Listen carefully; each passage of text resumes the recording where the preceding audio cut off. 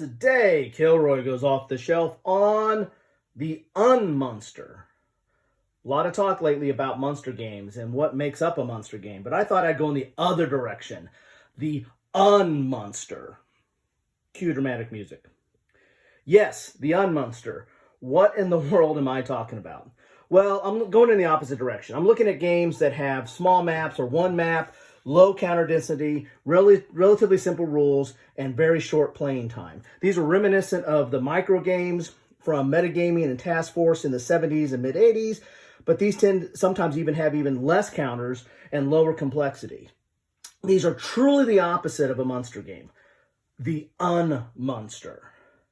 Some examples off my shelf are the pocket games or postcard games from Against the Odd magazines that they give them free with their games or their magazine games, and they have the rules on the back. Can anybody read that?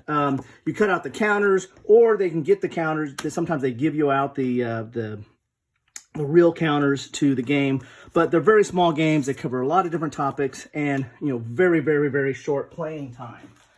Next on my list are folio games. Now, these folio games cover all kinds of topics, and very short to play. These are from Decision Games. They're mainly the mini game series are the smaller ones, and sometimes they even have cards in them, but they have a map, low counter density cards, and usually not very complex rules, and they cover all kinds of variety of topics.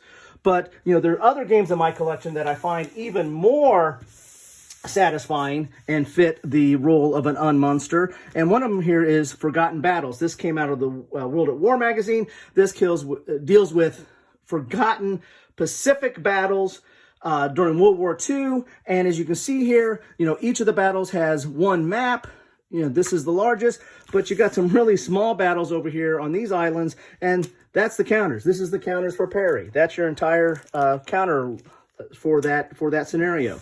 The rules, again, are relatively simple. They're the fire and movement rules, which Decision Games use in several of their folio games, and are a great introduction into war games. And that's another feature about Unmonster games.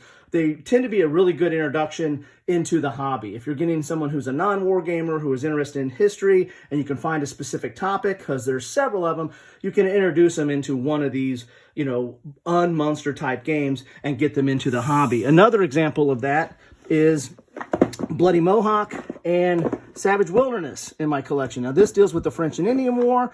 The rules here are not complex at all.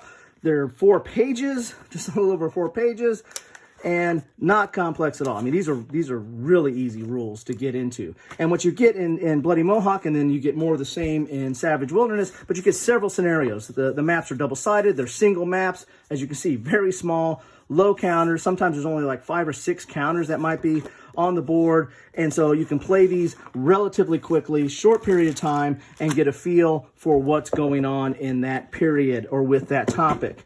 My last example for my collection, which I have others, but this is one I've more recent and really like, is Brief Border Wars, which kind of harkens back to the old Quad series. And these are, one mappers, have card-driven type mechanics in it, but very easy to get into, low counter density, and don't take a whole lot of time to play. So, these are good for, again, introduction. They're good if you just don't have a lot of time and you just want to push some counters around on the board and see what that error or that conflict or that period felt like in some brief, small, abbreviated fashion. However, these are an appetizer. These are not the big meal. And for a lot of war gamers, probably are not satisfying enough. Probably, not worth your time or effort, because, you want something deeper. You want more chrome. You want to get into the topic a little bit deeper, and you don't feel like these are worth your effort. I, on the other hand, I like the heavier games, but I like these too sometimes. Sometimes I don't have the time, and sometimes these are just great to get into and push some counters around.